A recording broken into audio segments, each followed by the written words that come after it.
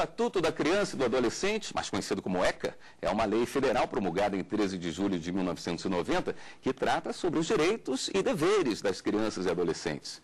Diferentemente do que estabelecia o antigo Código de Menores, o ECA contempla todos os meninos e todas as meninas brasileiras, independentemente de classe social, origem, etnia ou gênero. O Estatuto prevê direitos e deveres que implicam crianças, adolescentes, pais, comunidade, conselheiros tutelares e uma série de outros profissionais. Para falar sobre o assunto, eu recebo aqui no programa Fórum o advogado especialista em Direito Público, Leonardo Carvalho, também a secretária nacional de promoção dos direitos da criança e do adolescente, Carmen Oliveira. Mas antes de darmos início ao nosso debate, nós vamos acompanhar uma reportagem da nossa equipe de jornalismo que mostra os avanços e as polêmicas do Estatuto, que completou em julho 21 anos. Os especialistas concordam em um ponto. Sem a Lei Especial de Proteção à Criança e ao Adolescente, a situação no país poderia ser bem pior. A reportagem é de Letícia Justus.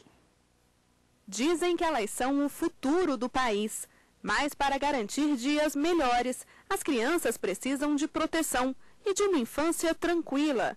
A educação é o primeiro passo. E graças ao Estatuto da Criança e do Adolescente, muitos menores conseguem garantir vagas em creches e escolas. A lei já sofreu alterações importantes e ainda gera muita discussão. Entre as mudanças no Estatuto está a regulamentação da adoção em 2009. Já os pontos polêmicos levam à discussão sobre algumas partes da lei que ainda poderiam ser alteradas. Muitos defendem, por exemplo, o aumento do tempo máximo de internação, que é de 3 anos, e a redução da maioridade penal, de 18 para 16 anos. Com mudanças ou não, o Estatuto representa um marco para a infância brasileira.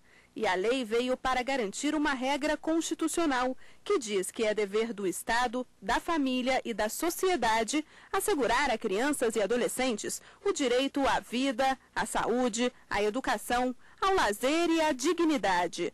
O Estatuto também protege os menores de toda forma de negligência, discriminação, violência ou exploração. É um avanço, embora ainda haja necessidade de implementação de diversos aspectos. O Estatuto ele prevê uma série de direitos que correspondem a obrigações por parte da sociedade, mais especificamente do Estado, o governo, de criar aparelhamentos estatais e serviços aptos a prover esse direito e esse atendimento à criança e ao adolescente. Bom, vamos começar o nosso programa. Doutor Leonardo, o senhor me permite começar com a doutora Carmen? Sem problema. Primeiras senhoras. Apesar de todas as benesses do surgimento do ECA, ainda existem muitas críticas em cima. E aí eu gostaria de perguntar para a senhora como era o antigo Código de Menores. O antigo Código de Menores, ele não atendia aquilo que você abriu o programa, né? Dizendo que todas as crianças, todos os adolescentes estão protegidos por essa legislação, né? Ele é um Código de Menores voltados para aqueles que a expressão dizia em situação irregular. E quem era aquelas crianças e adolescentes em situação irregular? Geralmente os mais pobres, né? Aqueles a quem o Estado, inclusive, teve algum tipo de negligência, né? Violou algum direito, o direito à educação, à proteção da sua família.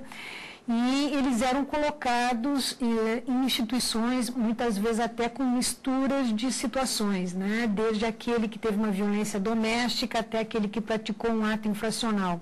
Isso gerou um modelo de atendimento, né? Um modelo de política pública, como, por exemplo, as chamadas FEBEMs, né? Que eram grandes unidades, né? Complexos mesmo de atendimento, como no estado de São Paulo, e que gerou, enfim, uma série de problemas, né, como um tempo longo de permanência, né, um agravamento de perfil, e que levou não só os estudiosos do tema, mas os gestores a encontrar algumas saídas, né? E eu acho que a maior saída que a gente encontrou foi em afirmar os direitos de todas as crianças, de todos os adolescentes, e isso começa com um movimento mundial, né, nas Nações Unidas em torno da Convenção sobre os Direitos da Criança.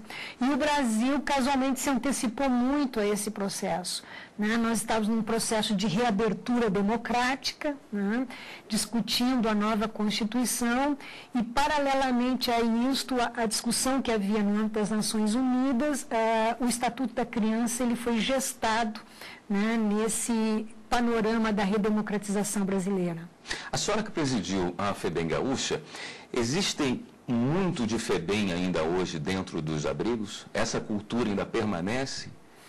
Então, o que o Estatuto da Criança ele nos favoreceu foi separar. Uma coisa é a criança que foi vítima da violência e outra coisa é o adolescente que é autor da violência, né? Ou seja, separar a medida protetiva, como, por exemplo, a última medida protetiva mais grave, que é a de acolhimento institucional, né? Daquela que se aplica ao adolescente em conflito com a lei, que é a medida socioeducativa, e que também tem como última medida a privação de liberdade, né, numa unidade de internação. Então, as FEBEMs, elas tiveram que separar, né, o seu funcionamento. Né? Hoje nós temos quase todo o Brasil já reordenado, né, exceto alguns poucos estados, onde eles ainda mantêm instituições separadas, é claro, mas sob a mesma gestão. Né? Na nossa época, que eu assumi na FEBEM, que foi o final dos anos 90, nós tivemos que fazer essa separação, né? Criar uma fundação específica para adolescente em conflito com a lei e uma fundação específica para aqueles que necessitam de abrigamento, como crianças e adolescentes vítimas da violência. Isso favoreceu com que a gente criasse instituições especializadas, né, especializadas naquele perfil, naquele tipo de atendimento. Né? E um outro passo importante foi dado agora, em 2006, quando o Conselho Nacional dos Direitos da Criança e Adolescente aprovou o Sistema Nacional de Atendimento Socioeducativo, né, que ele vem sendo implementado, né, e eu acho que com várias conquistas, inclusive tramita hoje uma lei federal para instituir isso como uma legislação de âmbito nacional. Né? E o SINASE, ele aperfeiçoa algumas lacunas que existiam dentro do Estatuto, né? Como, por exemplo, o Estatuto diz que mesmo privado de liberdade, o adolescente tem que ter acesso à educação. E isso é fundamental, porque não é uma cadeia. Né? É uma oportunidade, uma nova oportunidade que a sociedade está dando, né, para aquele adolescente. Então, é uma aposta também que se faz, né, nesse adolescente. Então, essa escola, o SINASE diz como é que ela tem que ser. Né? Ela tem que estar regulada a uma rede formal de ensino, portanto, esse adiantamento da escolaridade é certificado pela rede formal de ensino. Né? Então, há avanços hoje no Estatuto, ou mesmo no SINASE, que eles ainda não estão dados no concreto.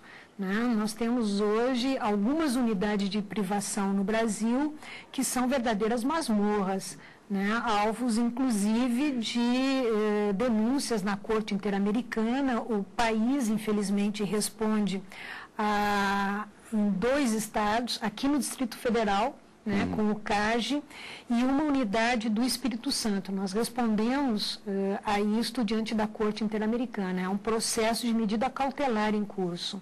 E há uma crítica muito comum, não sei se o doutor Leonardo concorda comigo, da banalização dessa pena máxima, que deveria ser uma exceção, de privação de liberdade para adolescentes. Não é? Só uma correção, não é pena. A pretensão do Estado não é punir. A pretensão do Estado é sempre educar.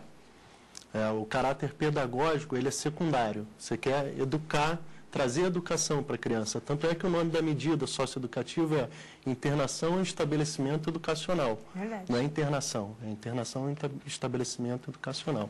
Mas o senhor concorda que existe uma banalização, quer dizer, acaba sendo uma saída mais rápida, não sei se é mais justa e nem é mais prática, mas que é utilizada em grande parte das vezes sem necessidade? É a mais simples. A internação ela só cabe, a princípio, quando há uso de violência ou grave ameaça. E o que tem de recurso no Superior Tribunal de Justiça ou no próprio STF, que é contra a criança, o adolescente, no caso, que só cabe internação para adolescente. O adolescente foi internado porque estava traficando droga, entorpecente. E, a princípio, o tráfico não tem violência ou grave ameaça. E ainda assim tem se aplicado a internação para esse tipo de conduta, esse ato infracional. Inclusive, essa é uma preocupação nossa no momento, porque a gente realiza anualmente um levantamento no sistema socioeducativo, né? A Secretaria de Direitos Humanos faz, né, este estudo. E nós temos identificado um aumento crescente das internações pelo envolvimento do adolescente com drogas. Né? Às vezes ele é um mediador, né? Ele é um aviãozinho, né, no tráfico de drogas, ou às vezes ele se envolve na venda da droga até mesmo para pagar o seu próprio consumo, né? Pela dívida que tem com o traficante. E o que a gente observa, nós temos hoje um aumento, por exemplo, no estado de Pernambuco, um aumento muito grande do sistema socioeducativo por conta de internações com este perfil. Estado de São Paulo também, né? Isso corresponde hoje a quase que 1/3 do total das internações. No sistema penal, isso já não acontece, né? Você tem o grande traficante mesmo, né? Mas você não tem esse pequeno traficante. E isso decorre, seja ainda por uma visão muito punitiva, né? Seja por demandas sociais, porque a opinião pública, ela também exige, por exemplo, do juiz, né, do sistema de justiça mais amplo, a tal da responsabilização do adolescente, porque um dos equívocos que se tem hoje na interpretação do Estatuto pela própria sociedade é de que o ECA não penaliza o adolescente em conflito com a lei, não o responsabiliza, né? Ora, se você pode, pelo Estatuto, aplicar uma medida de internação de até 3 anos para um adolescente, e considerando que a adolescência tem 6 anos, vai dos 12 aos 18, metade da adolescência ele vai ficar em privação de liberdade. E existem várias outras medidas, né? Existem várias outras medidas. As medidas de meio aberto, que vai desde a advertência, né, e vai seguindo uma escala de agravamento, ela tem se revelado muito oportuna. Por quê? Porque você interfere justamente no primeiro delito, né, e você sinaliza, dá um sinal amarelo, não pode passar desse limite, né? Você tem que ser responsabilizado, então uma prestação de serviço à comunidade. Ou há uma outra forma de medida de meio aberto que ela não existe, não é muito similar no sistema penal, que é a liberdade assistida, né?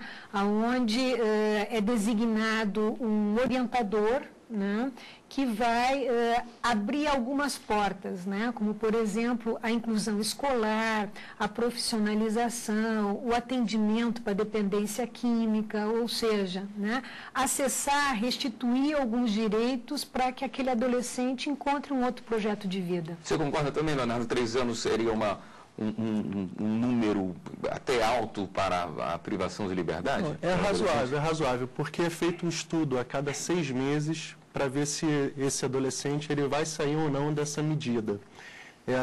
Só uma pergunta, se me permite fazer uma pergunta. Qual é o custo? Porque o Estatuto da Criança e Adolescente, ele requer que para você cuidar dessa criança, desse adolescente, principalmente que está em ato infracional, ou então que os pais perderam o poder familiar, requer uma equipe multiprofissional, interdisciplinar. Isso, para mim, parece que tem um custo muito alto. E qual seria o custo, não sei se a senhora tem ideia, de a cada adolescente ou criança, quanto é que ela custa para o Estado? Quanto é que o Estado precisa arcar para cada adolescente ou criança que vão necessitar dessa assistência estatal? Ou que deveria custar se existisse essa estrutura, né? Então, há um ônus social muito grande, né? Seja em termos de recursos financeiros mesmo, que são despendidos para isto, seja o ônus da própria família ou este momento, né, de 3 anos de vida subtraído em privação de liberdade, né, no caso do adolescente. Nós temos uma estimativa de que o custo médio mensal, ou seja, o per capita, como se diz, mensal, é em torno de R$5.000 no Brasil. Né? Nós temos hoje menos de 18 mil adolescentes em internação, em privação de liberdade no país. Nós já fizemos um cálculo estimado, isto corresponde a R$1 bilhão de reais anual. Só uma dúvida, esse custo é só para internação? Porque, por exemplo, na liberdade assistida, você tem que nomear um orientador. Esse orientador vai ser remunerado pelo Estado, ele não está ali sem remuneração. Então, R$1 bilhão anual só para internação? Só para internação. Né? E hoje o Ministério do Desenvolvimento Social, através do SUAS, né, do Sistema Único de Assistência Social, ele faz o cofinanciamento para os programas de meio aberto, que são feitos pela rede socioassistencial. Né? O Ministério do Desenvolvimento Social, hoje, ele tem um investimento de quase 50 milhões anuais para transferência de recursos aos municípios para cumprimento desses programas. Um esforço muito grande também tem sido feito para a erradicação do trabalho infantil, não é? É uma das grandes conquistas também da implementação do Estatuto. Né? O Estatuto, ele veio dar a esta criança, por exemplo, o direito até mesmo ao brincar. Né? Ou seja, considerando que ainda nós temos muito forte em determinadas culturas brasileiras, né, como eu que venho da região sul, a ideia de que quanto mais cedo se trabalha, melhor é. Né? É um adulto mais preparado, mais responsável e tudo mais. Né? Então, foi preciso enfrentar também esta cultura para que a gente não naturalizasse o trabalho infantil. Mas aí nesse meio do caminho vem o menor aprendiz, né? Então, nós tivemos primeiro, né, uma redução muito grande, o que deu notoriedade para o Brasil no enfrentamento do trabalho infantil, porque nós chegamos a ter um pico aí por volta do início dos anos 90 de mais de 5 milhões de crianças e adolescentes em trabalho infantil. Né? Geralmente já evadidos da escola, né? Ou às vezes até com alguma interrupção da convivência familiar, porque estavam em trabalhos pesados, né? Fora do seu ambiente comunitário. E introduzimos também essa mudança na legislação trabalhista, adotando a figura do adolescente aprendiz, que infelizmente ela não está plenamente aplicada hoje pelas empresas brasileiras, o que até contrasta, porque o desenvolvimento econômico tem exigido, né, uma mão de obra qualificada e preparada para o desenvolvimento do país. E, no entanto, se observa que as empresas não têm investido na profissionalização de adolescentes e jovens. Né? E isto é uma lacuna que se faz observar aí na falta de oportunidades ao jovem que vem, por exemplo, da periferia ou do campo. Né? Ou seja, essa ausência de oportunidades no mercado de trabalho cada vez mais seletivo concorre para que a sedução da droga ou do delito passe a ser uma opção de vida para esses adolescentes. Só um ponto quanto à relação de trabalho, o ECA, o Estatuto, ele já garante o trabalho infantil só pode ser a partir de 14 anos, quando aprendiz, até 16 pode trabalhar normalmente. Foi até uma emenda constitucional de 98 que trouxe essa determinação. E o menor, o maior de 14 anos, ele já tem relação de trabalho e direitos previdenciários. Então, porque quando se pensava em essa relação de aprendiz, você pensava em bolsa de aprendizado. Você dá um dinheirinho, não recolhe contribuição social, não recolhe nada, e dá um dinheirinho para ele estar trabalhando ali e lidando com a questão profissional, com o que ele está aprendendo na questão técnica. E a partir dessa emenda constitucional, não. Você é só a partir dos 14 anos, e o Estatuto já previa que ele tem relação de trabalho e direitos previdenciários. Certo. Daqui a pouco eu gostaria de falar com vocês sobre redução de maioridade penal, que é uma conversa que dá sempre posições muito antagônicas, bem acaloradas. Mas em um instante, nós vamos fazer um breve intervalo. E lembrando a você que se quiser participar do programa Fórum, com sugestões de perguntas, com sugestões de temas, com críticas, enfim, você pode participar através do e-mail, que é forum@stf.jus.br. Fica aí, voltamos em um minuto.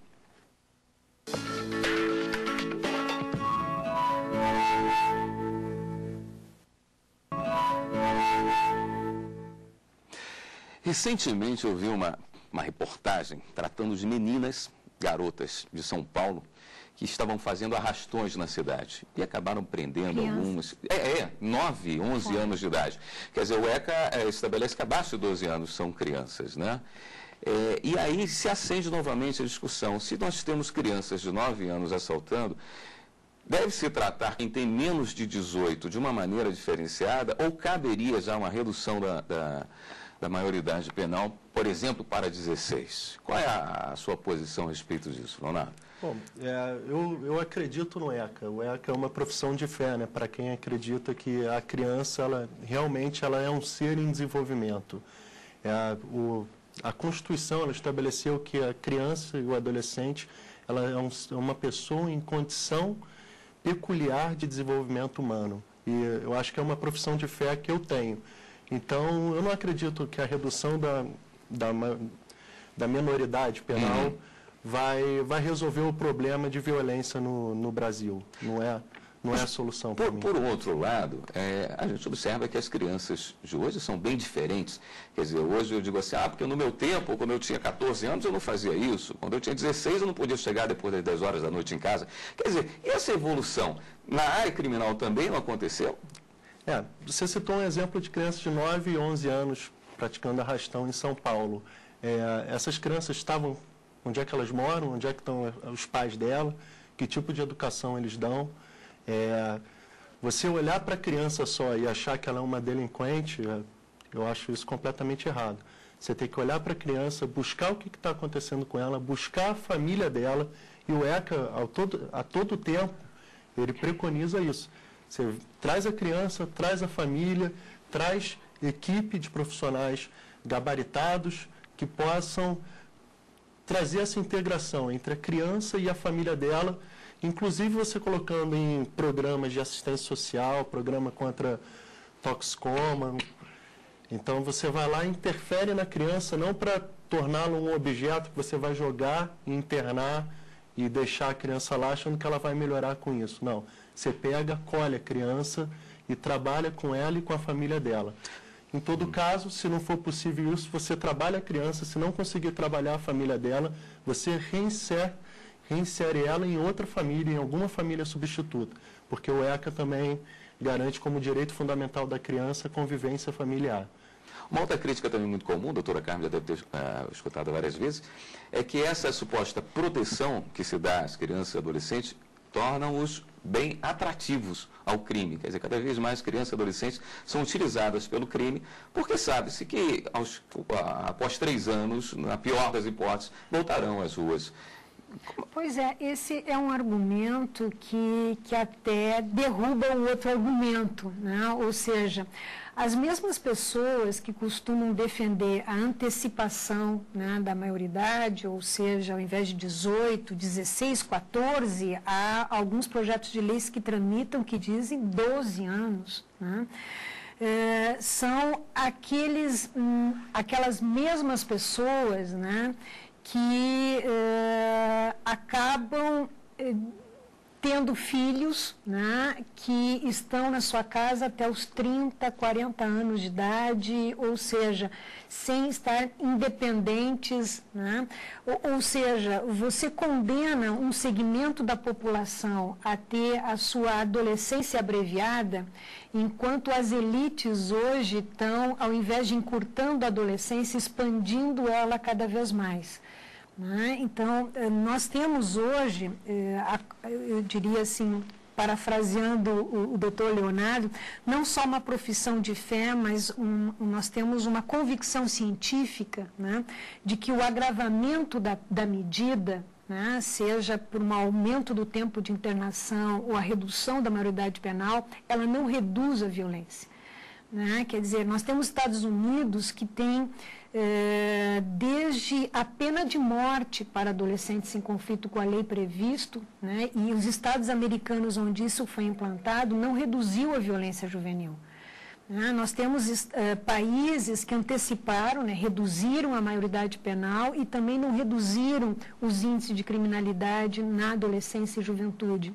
Então, assim, sempre que eu vou para um debate público, especialmente com os parlamentares no Congresso, eu indago a eles, mostrem os números, né, quais foram os países que reduziram a maioridade penal e tiveram ganhos, né, na redução das taxas de criminalidade. E não há evidências nenhuma, né? Não há evidência científica sobre isso. Então, o debate que se faz no Brasil, ele é muito passional. Né? Morre o menino João Hélio, né? Acontece uma outra barbárie ali adiante, e aí a opinião pública é comovida, porque todos nós, enfim, entendemos isso como uma atrocidade realmente. Né? Mas é preciso que a gente discuta isto fora da pressão social. Então, infelizmente, o Congresso Nacional, ele reacende essa discussão apenas nos momentos de clamor público. Né? Tanto é que está paradinho, não se vê nenhuma discussão acontecendo presentemente no Congresso Nacional, onde a gente pudesse discutir, né, com mais objetividade e com mais imparcialidade os argumentos. Doutor Leonardo estava falando dessa necessidade, dessa estrutura, desse grupo que precisaria existir para se modificar a situação dessas crianças. Como está essa estrutura hoje no Brasil? Por exemplo, uma outra reportagem que, coincidentemente, eu acompanhei hoje, falava de um conselho tutelar aqui em Brasília, na capital da República, onde os profissionais estavam sendo despejados porque estavam há um ano sem pagar o aluguel, estavam há 2 semanas sem ter acesso à internet. E que nos leva a pensar que deve existir situações absurdas em outros locais do país. E conselhos tutelares, por exemplo, que são tão importantes para que o mecanismo funcione, ele existe em todo o país? Como é que eles são estruturados hoje?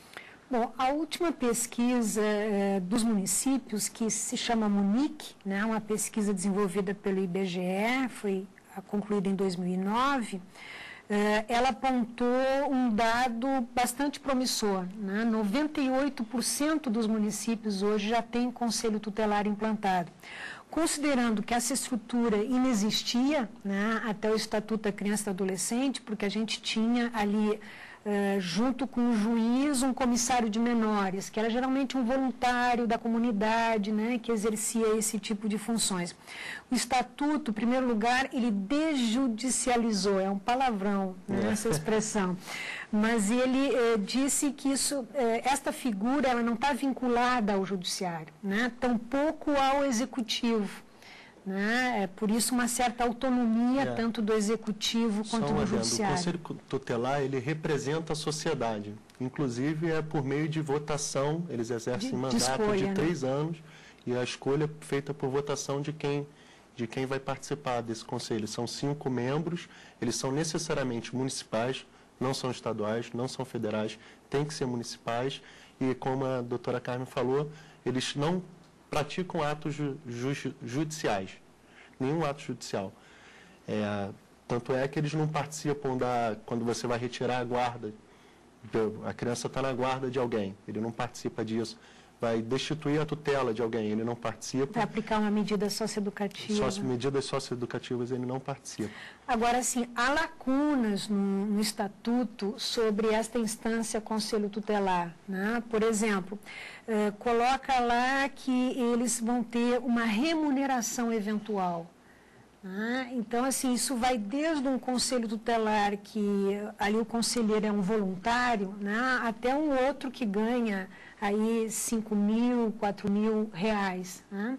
Então, isso também concorre para uma certa desqualificação, né, dessas condições de trabalho.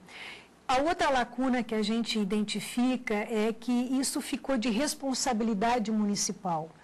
Né? E aí a gente jogou todo esse ônus aí para o município, seja de financiamento, seja até de orientação política para o trabalho. Né? São mais de 5.500 municípios, né? Isso, são 98% dos municípios que tem. O Brasil tem hoje 5.565 municípios. Então, entendendo isso, nós fizemos uma pesquisa em 2006, né, em toda a rede de conselhos, e a gente identificou uma situação muito crítica. Né? Assim, por exemplo, nós temos um Sistema Nacional de Informações, né, em implantação, que é o CIPIA, mas nós temos metade dos conselhos tutelares que não tem computador. Né? E os que têm computadores, nem todos têm acesso à internet. Então, como é que você pode pensar, né, num sistema nacional de informações com esta precariedade? Como é que você pode querer, né, que esse conselheiro tutelar seja efetivo se ele não tem nenhum carro para se locomover? Né, para ir numa escola, para ver uma situação que esteja acontecendo, ou num hospital. Né? Então, é preciso dotar de melhores condições de funcionamento esta instância que é muito importante para nós, né, enquanto defensores comunitários, né, lá na ponta. Então, nesse sentido, o governo federal, nesses próximos 4 anos, nós estamos projetando um grande investimento em cofinanciamento ao município, que vai desde a construção, né, de equipamentos, obra física, até equipagem, né, que a gente está chamando um kit conselho tutelar, carro, computador, telefone fixo, telefone móvel, impressora, né, até um grande investimento também na formação desses conselheiros. Nós já tínhamos iniciado isso, para unificar, inclusive, a mudança no marco legal. Vai ter que ser por meio de parceria, né? Porque os municípios são entes federativos e eles têm completa autonomia. Então, você não pode chegar e impor isso. A União não vai conseguir impor isso. Então, vai ter que trabalhar a parceria e o diálogo com os municípios, né? Por favor. Mas, enfim, e há já uma meia dúzia de projetos circulando no Congresso Nacional para alterar, né? Inclusive criando um piso mínimo para conselheiro tutelar, né? Criando uma data nacional de escolha, né? Porque nós temos um problema hoje, como a gente vai pensar uma capacitação, um programa nacional de capacitação, se num município tem conselheiro tutelar saindo, ou está na metade da gestão. Porque a lei que regula isso é municipal, a lei que regula a votação, a escolha dos conselheiros é municipal. Então, cada uma fala uma data diferente, um ano diferente, os mandatos não coincidem. Temos bons programas voltados para a saúde da criança e do adolescente? Temos. Acho que foi legal você falar saúde da criança e do adolescente. Por quê? Porque a política de saúde ficou muito voltada para a infância, né? Desde o pré-natal, primeiro ano de vida e tudo mais. E bem recentemente é que nós começamos a pensar, o próprio programa de saúde do adolescente, ele foi criado agora na gestão do presidente Lula, não existia esse programa. Né? O problema da gravidez precoce é seríssimo. Pronto, e aí os resultados eles foram praticamente imediatos. O Brasil já diminuiu em 20%. Né, a prevalência de gravidez na adolescência pelos programas implantados. Especificamente, como é que são esses programas? O que é feito para conseguir atingir esses números? Então, há um programa muito interessante do Ministério da Saúde, que é o Saúde nas Escolas. Né? Porque enquanto a criança, especialmente nos primeiros anos de vida, ela frequenta muito a rede de saúde, porque a mãe a leva, né? O mesmo já não acontece com o adolescente. Ele não vai espontaneamente à rede de saúde para fazer um acompanhamento pediátrico ou ebiátrico, né? Porque até a rede de saúde, muito recentemente, passou a contar com especialistas na adolescência, que são os ebiatras. Né? E o saúde nas escolas funciona da seguinte forma. O núcleo de saúde da família, ele recebe um módulo a mais, né, de financiamento para esse tipo de ação. Então, de novo, né, cabe ao município fazer esta adesão ao saúde nas escolas. E o saúde da família, então, vai à escola e faz um exame periódico. né, nas crianças, nos adolescentes, faz ações de cunho preventivo na adolescência, por exemplo, com doenças sexualmente transmissíveis, né, como... Os problemas das drogas não deveriam estar inseridos aí também? E estão Tratado como inseridos questão de saúde, né? E são tratados como uma questão de saúde, né? Digamos, esta proposta que nós defendemos, que o problema das drogas é um problema de saúde pública, né? Ele pode ter algum tipo de... podemos coibir, né, esse uso, especialmente o tráfico de drogas, isso também é necessário, mas é importante estas ações preventivas, né? E tem algumas ações, digamos, ainda por fazer, né? Hoje nós temos uma lacuna muito grande na retaguarda de atendimento para crianças e adolescentes. Por quê? Porque a reforma psiquiátrica, ela previu a internação em hospitais gerais, né, especialmente para o primeiro atendimento, que no caso de drogas seria desintoxicação, e uma rede de centros de atenção psicossocial, que são os CAPs, né? E criou, pela reforma psiquiátrica, se criaram CAPs para álcool e drogas e CAPs para infância. Mas o que aconteceu, né? No CAPs álcool e drogas, criança e adolescente não encontrou muito assim o seu nicho de atendimento, o seu ambiente, né? Era mais para adultos. Então, o CAPs AD, álcool e droga, meio que rejeitou a população infanto-adolescente. E no CAPs I, a rejeição foi pelo problema, o problema da droga, né? Podemos atender criança e adolescente, mas os drogaditos não é a nossa praia, né? Então, a verdade é que se criou uma lacuna. Aí proliferaram, por exemplo, alternativas comunitárias, como as fazendas terapêuticas, né?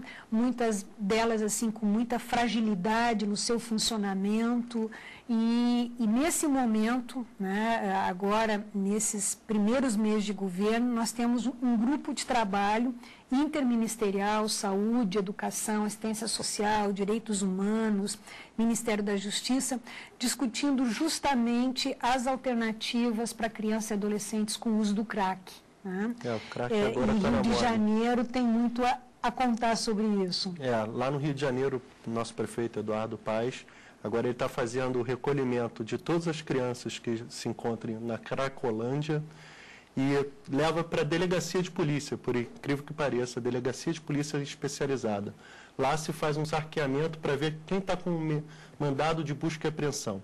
A criança que está com mandado de busca e apreensão vai para a autoridade judicial e provavelmente por estar praticando, descumprindo uma medida socioeducativa ou uma medida protetiva, vai ser internada por conta do costume da internação, né, que é cultural.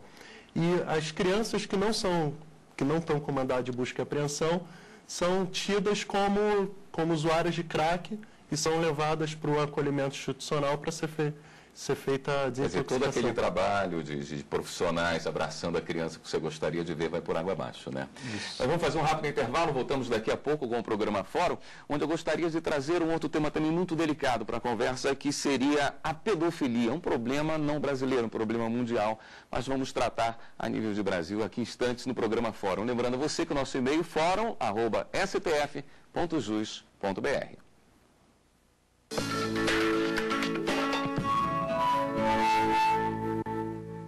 Estamos de volta com o programa Fórum. Eu gostaria de trazer agora para o terceiro e último bloco um tema muito delicado, que infelizmente é um problema não só nacional, mas mundial, que é como se reduzir, já que acabar seria uma utopia, com a pedofilia. Eu gostaria de saber quais são os trabalhos que estão sendo feitos nesse sentido. E eu acho que é até um problema que se agravou muito com a internet, né, que se tornou um território onde a pedofilia se encontrou, né? Achou um espaço para crescer. Primeiro, assim, a gente tem um termo para dizer do momento que estamos vivendo, né? A gente diz que estamos vivendo uma pedofilização, né? O que significa? Significa que a contemporaneidade, ela tem encurtado a infância, né, e erotizado a própria infância. Hoje a gente observa uma menina de 2 anos que mal consegue caminhar direitinho, ela já está de saltinho, já está de batom, né? Você vai num salão, eu vou aqui em Brasília no salão, e você encontra meninas fazendo maquiagem, né? Penteados. Ou seja, ao redor de 9 anos, as meninas já se consideram adolescentes, elas já estão com toda a corporalidade, inclusive é um fenômeno hoje que não se sabe se é um apelo midiático, né, ou alguma mudança advinda, mudança biológica advinda da própria alimentação, mas a menarca, a primeira menstruação das meninas, elas têm se antecipado também em comparação às gerações anteriores, né? Então, isso concorre para que este adulto veja esta criança tal como veria uma adolescente. Então, isso é que a gente chama de pedofilização. O ambiente da internet, ele é preocupante.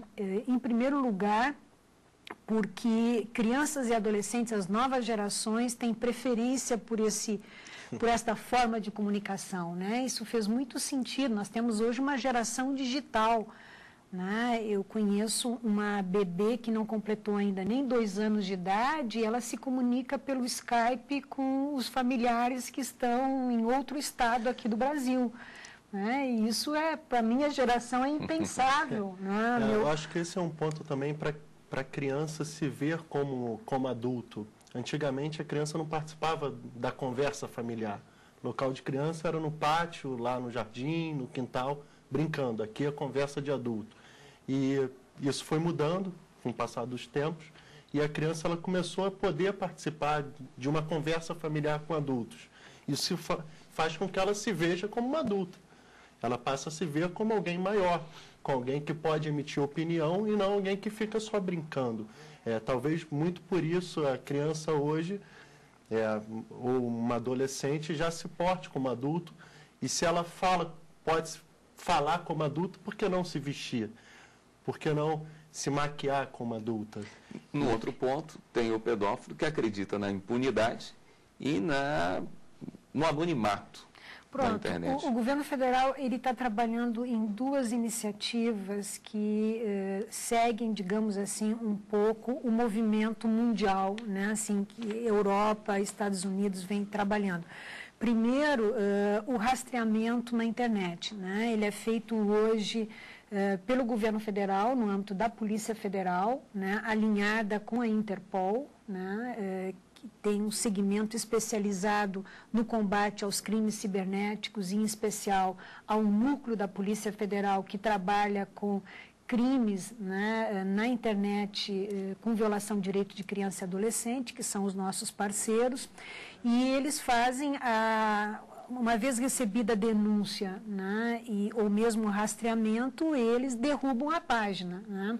O problema é que hoje este meio de comunicação, ele se multiplica muito rapidamente. Só um ponto quanto à página, o procedimento correto é oficiar, seja o provedor de internet, seja quem detém o sítio ali dessa página, para que em tanto tempo retire.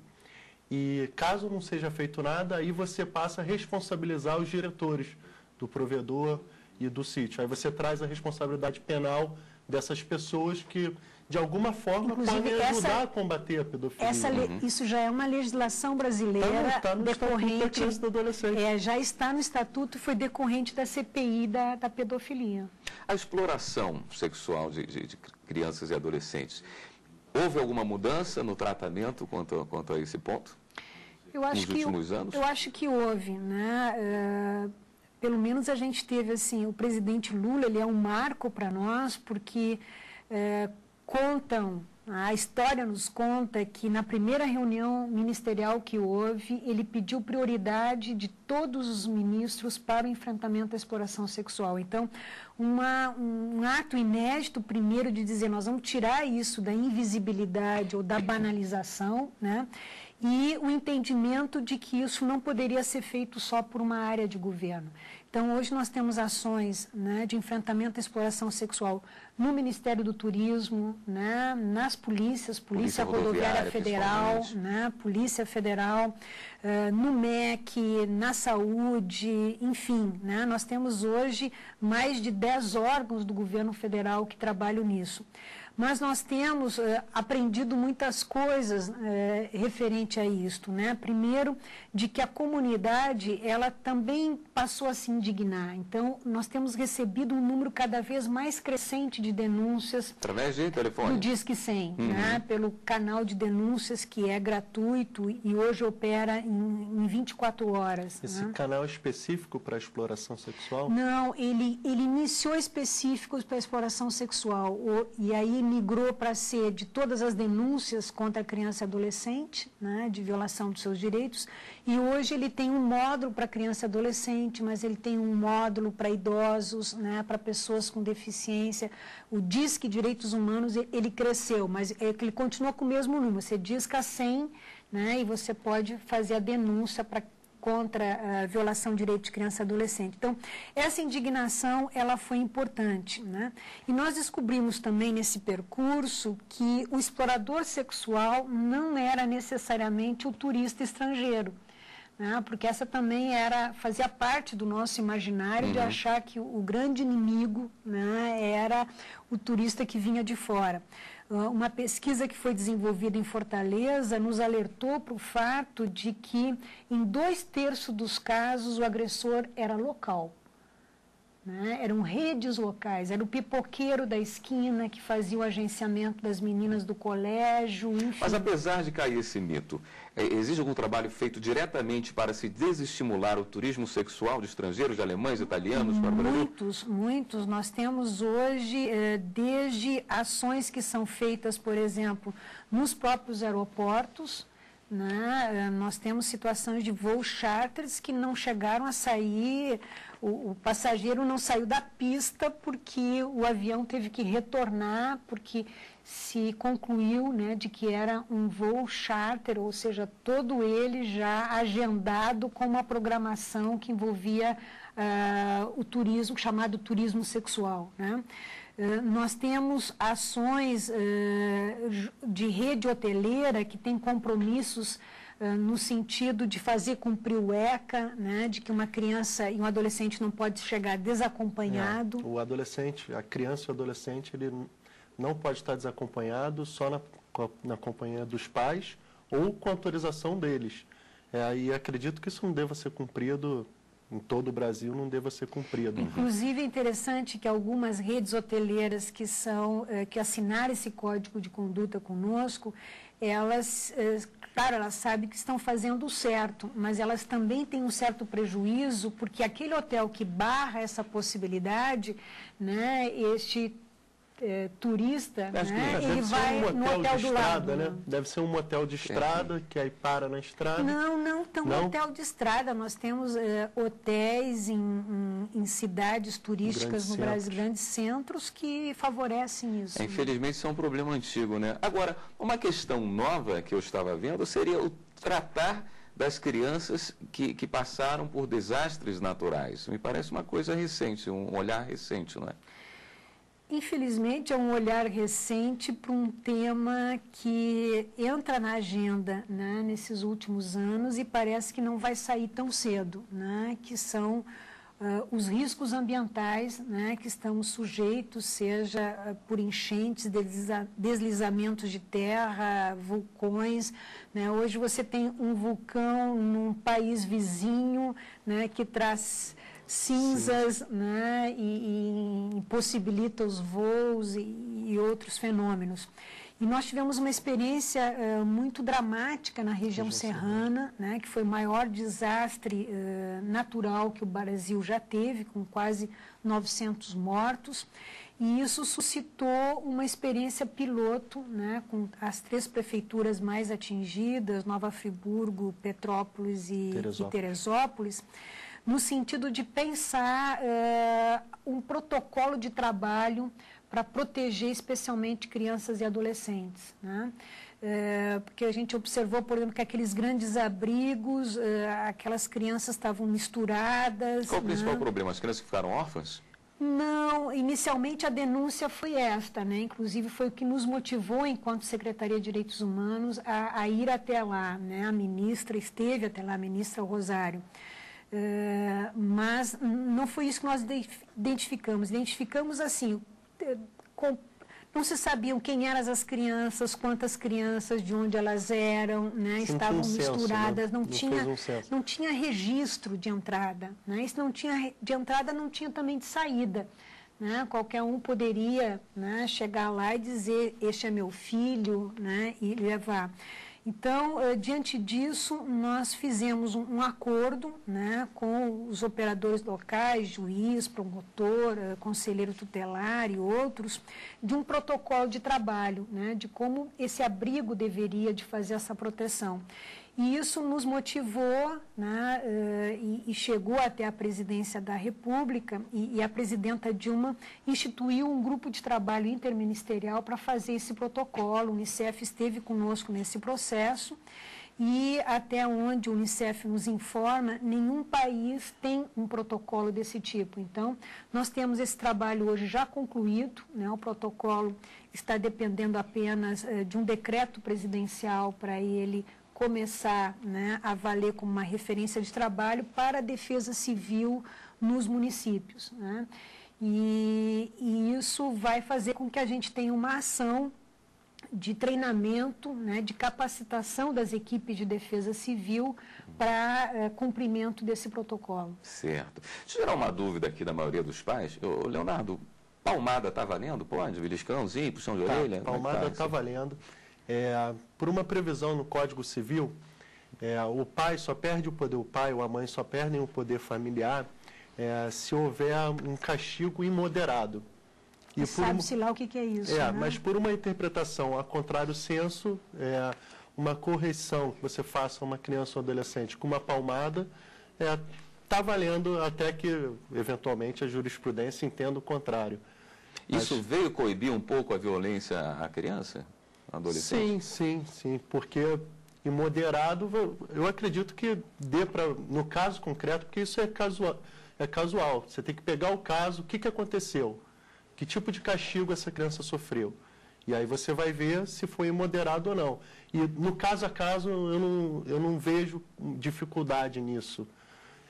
Então, por ser a palmada, um castigo moderado, é claro que você não vai esbofetear o seu filho, deixar com um monte de hematoma. Eu mesmo já levei palmada e... Sobreviveu bem? Sobrevivi. Certo. Então, nós temos um projeto de lei que tramita no Congresso Nacional que equivocadamente foi chamada da Lei da Palmada, né? Porque ele proíbe os castigos corporais e é claro, nós não estamos falando só das palmadas, nós estamos falando de castigos que às vezes levam a queimaduras graves, né? Às vezes até a criança chega a um atendimento de emergência decorrente desse tipo de castigo.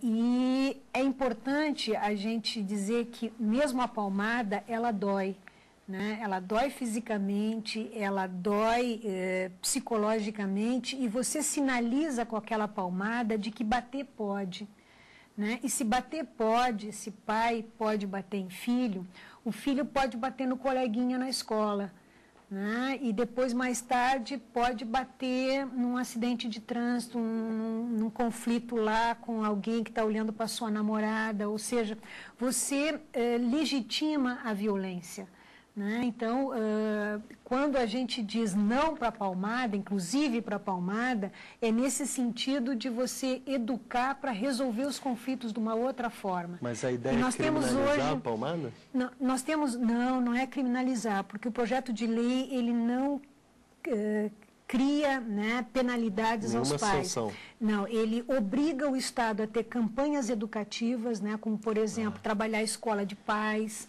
né? Ele obriga o Estado a orientar os pais em casos em que se observar que o castigo foi imoderado, né? Então, criar programas de atendimento para esses pais. Então, é mais no sentido preventivo e educativo. Exatamente. Doutora Carmen Oliveira, muito obrigado pela sua presença aqui no programa Fora. Doutor Leonardo Carvalho, foi ótimo tê-los no programa. E a você de casa que nos acompanha também, se quiser participar do nosso programa de uma outra forma, pode aparecer através do nosso e-mail fórum@stf.jus.br. Eu aguardo você no próximo programa. Até lá!